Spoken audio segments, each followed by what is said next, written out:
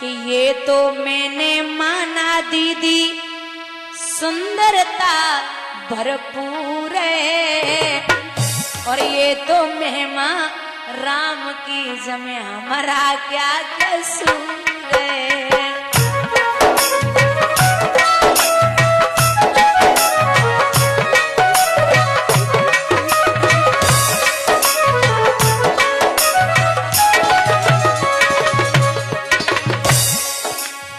ये तो मैंने माना दीदी सुंदरता भरपूर है, ये तो महिमा राम की जमे हमारा क्या कसूर है। मैया जो है रुक्मणी की, उन्होंने देखा कि मेरी बिटिया धीरे धीरे बड़ी हो रही है। राजा भीष्मक को बुलाया कि बेटी खेल ही खेल में बढ़ रही है, इसके लिए कहीं विवाह की तैयारियां करें, कोई लड़का देखें। तो भीष्मक से कहा कि महाराज कोई लड़का देखिए, मैं निवेदन करूंगी जितने भी यहाँ पिता बैठे, मैं ऐसा नहीं बोलती कि आप बिटिया के हाथ पीले कर दो जल्दी से जल्दी, लेकिन ये सत्य है कि अगर बिटिया घर में विवाह के योग्य और बाप सुखी नींद सो रहा है तो वो नरक का भागी होता है। एक और बात, जहां दामाद ढूंढने जाओ लड़की के लिए लड़का, लड़का के दरवाजे पे कार न हो तो चलेगा, लेकिन आपके दामाद में संस्कार बहुत जरूरी है। 100 लोगों में अच्छा न लगे, 50 में ना अच्छा लगे, 20 में ना अच्छा लगे, लेकिन जब 5-10 लोग बैठे और दामाद प्रवेश कर जाए और सकल सूरत मायने नहीं रखती, दादा उसके अंदर इतने संस्कार और समझदारी होनी चाहिए कि लोग बाद में पीठ पीछे नाम लें कि फलाने का दामाद आया है।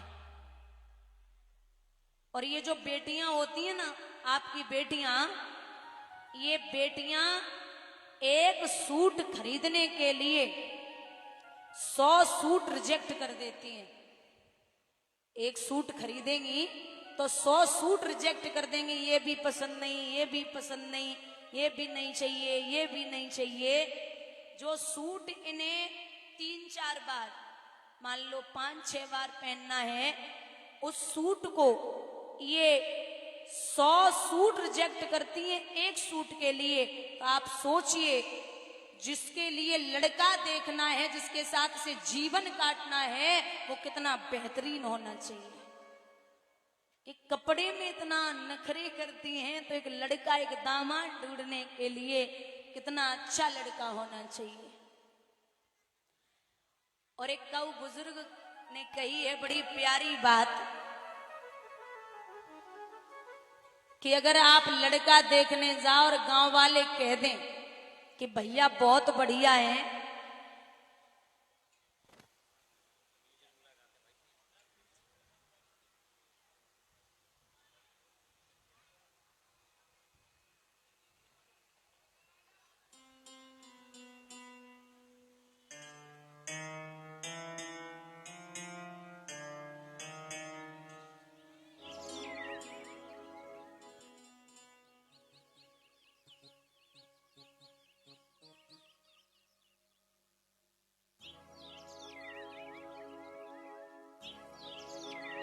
अगर आप लड़का देखने जा रहे हो, गांव वाले कह दें कि भैया बहुत बढ़िया हैं, खाते पीते हैं, बहुत बढ़िया हैं, खाते पीते हैं, तो समझ लेना परिवार बढ़िया है। और वही गांव वाले कह दें भैया बहुत बढ़िया हैं, पीते खाते हैं, बात एक ही है। खाते पीते तो समझ लेना परिवार बढ़िया है, और पीते खाते तो समझ लेना पीने वाले मिल गए। बोलिए गोविंद भगवान की। यहां स्वयं अपने बड़े बेटे के समय सम्मुख पहुंचे और जवाब दिया रुकुम से कि आपका ध्यान शायद नहीं है, आपकी बहन शादी के योग्य हो रही है, कोई लड़का देखिए। रुकुम ने जवाब दिया, हमारी नजर में एक लड़का है। कौन है? हमारा मित्र है, चंदेरी का रहने वाला है, शिशुपाल। वैसे भी शिशु माने बच्चा और पाल माने पालन करने वाला। शिशुपाल जो है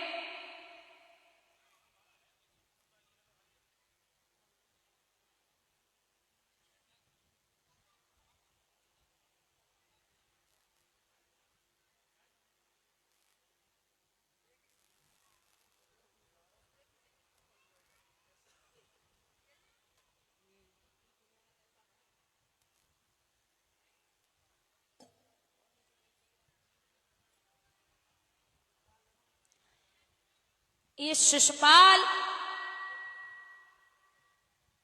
जो है, ये दंत वक्र और शिशुपाल दो भाई हैं। ये पहले जन्म में जय विजय नाम के द्वारपाल थे। इन्हें सप्तऋषियों का श्राप लगा। इन्होंने 3 बार भगवान विष्णु से मिलने के लिए मना किया, तो बोले तुम 3 जन्म राक्षसी योनि में बिताओगे।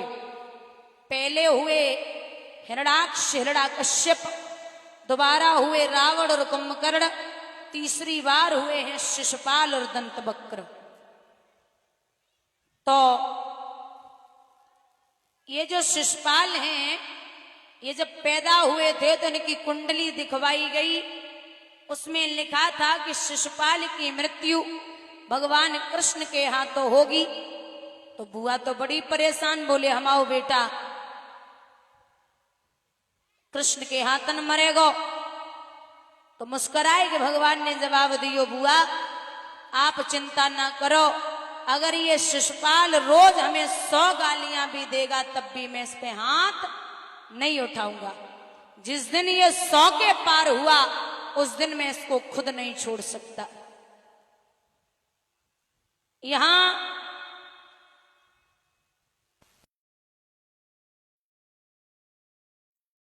शशि प्रवृत्ति का है। फिर बोले मैं सोच रहा हूं कि हमारी नजर में एक लड़का है जिसका नाम है कृष्ण। कौन कृष्ण? बोले द्वारिका के कृष्ण हैं। रुकुम कहने लगा, कहां पैदा हुआ, कहां पला बड़ा, कहां जाके रहा, उसका कोई ठिकाना है जो अपनी बहन की शादी हम उसके साथ कर दें? नहीं कर सकता। अब महाराज रुक्मणी ने सुना कि मेरे पिता की भाइयों के आगे नहीं चल रही, तो इतनी परेशान है रुक्मणी, भगवान को याद करके बोली, अरे ओ कान्हा, शायद आपको पता ना है का ना, तुम्हें बस इतना चाहती हूं क्या कि जिन्हें दाम प्यारे उन्हें दाम दे दो, हमें श्याम प्यारे हमें श्याम दे दो।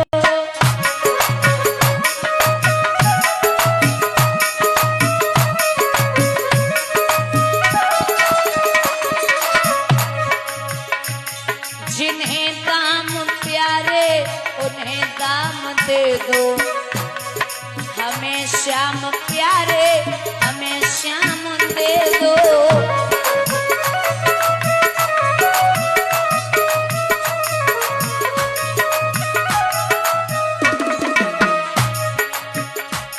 ये जीवन अधूरा मेरे श्याम बिन है, किसी एक उलझन में हर एक दिन है।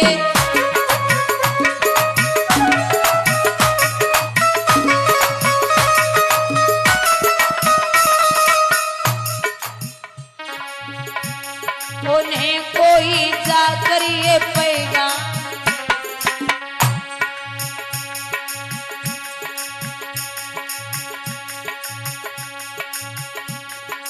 उन्हें कोई जाकर ये पैगाम दे दो, दाम प्यारे उन्हें दाम दे दो।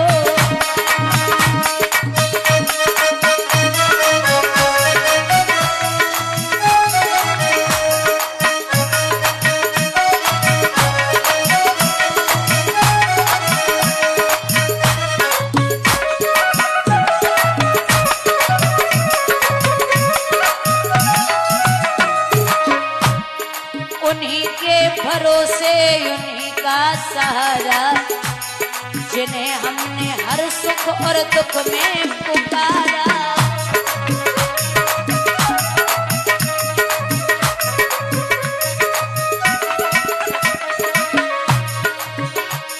मेरी जिंदगी श्याम को थामने दो, मेरी जिंदगी श्याम को थामने दो, जिन्हें दाम प्यारे उन्हें दाम दे दो।